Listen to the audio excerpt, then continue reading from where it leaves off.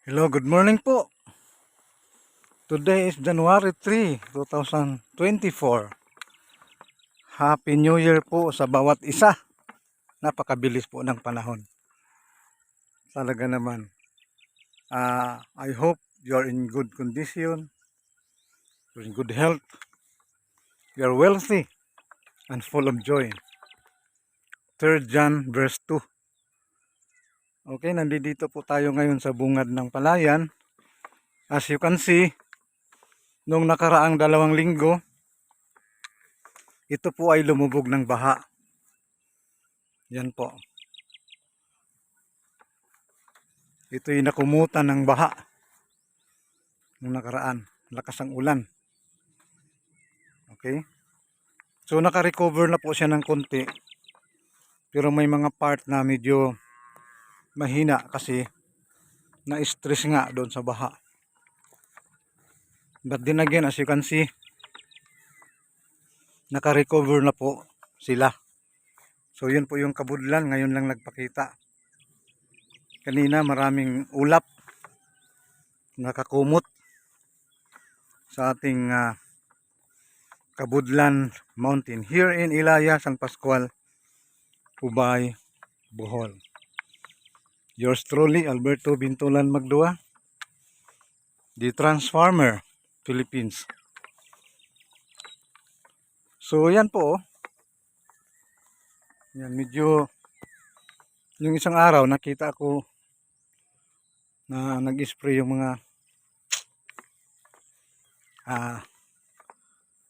mga pinsan ko dito. Nag-spray ng papatay ng damo. Ayan o. Yan. So ganun lang po ang buhay ng magsasaka. Tuloy-tuloy lang. Araw-araw, kahit Pasko, kahit mahal na araw, mahal na araw, kahit bagong taon, wala po siyang puknat sa pagtatrabaho. Minsan, ngayon naman, hindi ako masyadong magtatrabaho. Meron lang akong kukunin. Ilipat ko lang yung ating mga kambing. Kahapon pa, hindi ko pa nalipat. Nilagay ko lang sa isang lugar na medyo safe. Mabuti naman hindi na masyadong nag-uulan. So, as what I have said, isang buhay magsasaka ay kailangan masipag. Positibo ang pananaw. Nakita nyo naman ang method ng ating farming ay no-till method. Regenerative farming. Kung tawagin ay permanent culture. Permaculture. Permaculture ang tawag dyan sa Amerika. Sa Germany, slow foods. Video review lang tayo ng konti. Sa Germany, slow foods. Sa ibang lugar, regenerative. Sa Holland, sa England. Sa akin naman, regenerative surgical agriculture. Kasi, kaya tinatawag na surgical, di ko talaga inaararo.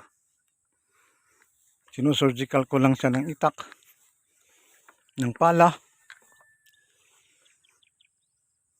Pagganado lang akong maglinis, hindi talaga obligado maglinis. Walang pesticides, walang mga chemical, fertilizers. Na minsan-minsan yung gobyerno natin nagbibigay ng mga komersyal, baka naman masira lang. Kaya ginagamit din natin. Parang bilang gratitude sa kanila. Pero hindi talaga tayo nakatutok doon. Pag mayroon lang. But then again, pesticides, wala yan. Rolled out talaga yan, wala. Ayaw nating malason sa sarili nating mga tanim. Sa sarili nating mga pagkain. Ay lason talaga yung pesticides, ayun na, mga chemicals. Okay, so dito sa Pilipinas, anong 1986, nabasa ko, 1988, nag-work pa ako nun sa casino. Bumili po ako ng libro na Agri-Business Opportunities. Nandyan, buhay pa, nasa bahay. Nabasa ko po doon yung SALT 1, SALT 2, and SALT 3. Yan. Ina-apply po namin sa aming farming dito. Sa aming tree planting association. May meeting nga kami sa Sabado. Unang meeting namin this 2024 sa Kambugsay Tree Planting Association. So, ganun po. SALT 1, SALT 2, SALT 3. Sloping Agricultural Land Technology.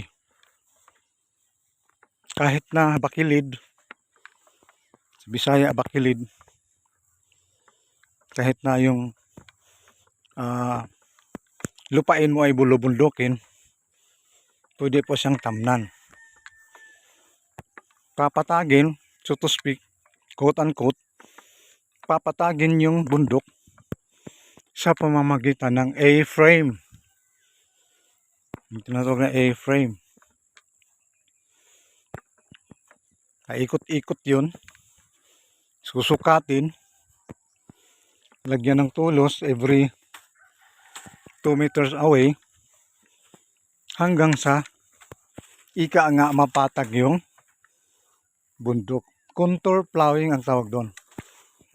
Contour farming. Yan, malapit na po tayo. Yan yung pinghangganan, no?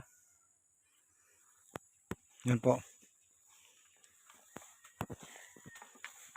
Ito, hahabol. Ihahabol po ito sa palay. Irrigated man. Kaya pwede. Yan. So, ikot lang tayo dito. Hindi masyadong madamoy. Doon, maraming baging. Ikot tayo dito para hindi mahirap dumaan.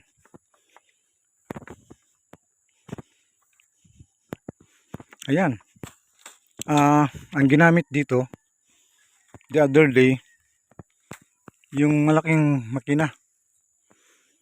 Tiller talaga. Parang mabilis po. Kasi nagmamadali na nga. Ihahabol. Yan po. So yan po yung mangga natin. Kay Mito. Yan. Nung nakaraan hindi po sila nagbunga kasi nga na-audit. Na-stress. Itong langka natin hindi rin nagbunga kasi kita mo naman. Nakahilig, oh. Inaudit eh. Tinamaan i-audit. Yung ating mga niyog. Nakahilig. Dahil kay audit. Pero hindi tayo basta-bastang nadi-discourage. Magpasalamat tayo sa Diyos na hindi tayo nasawi. Diba? Nalusog pa rin tayo. Malakas. Laging magpasalamat sa Diyos kasi ano naman ang ipagmamalaki natin sa Diyos? Sa Kanya ito lahat eh. Pahiram lang sa atin. Kung ano man ang galing mo. Diba? Kung sabihin magaling ka, wala tayong pwedeng itapat doon sa kabutihan ng Diyos sa atin. Hindi po ako nagsisermon ha. Nagsishare lang po. Ganyan ako dati eh. Parang napakagaling. Nagtrabaho sa casino eh.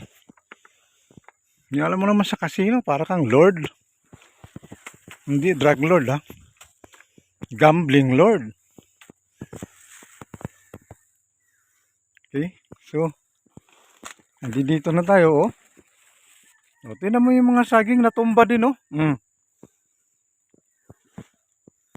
Kaya lang, ang kagandahan nga sa regenerative farming, hindi ka masasaktan kasi ang daming backup. Ayan o. Hindi matumba lahat. Wala ka namang ginastos. Ayan o. Yan. Wala ka namang ginastos. Oh, no-till method. Regenerative. Ang daming vines, oh.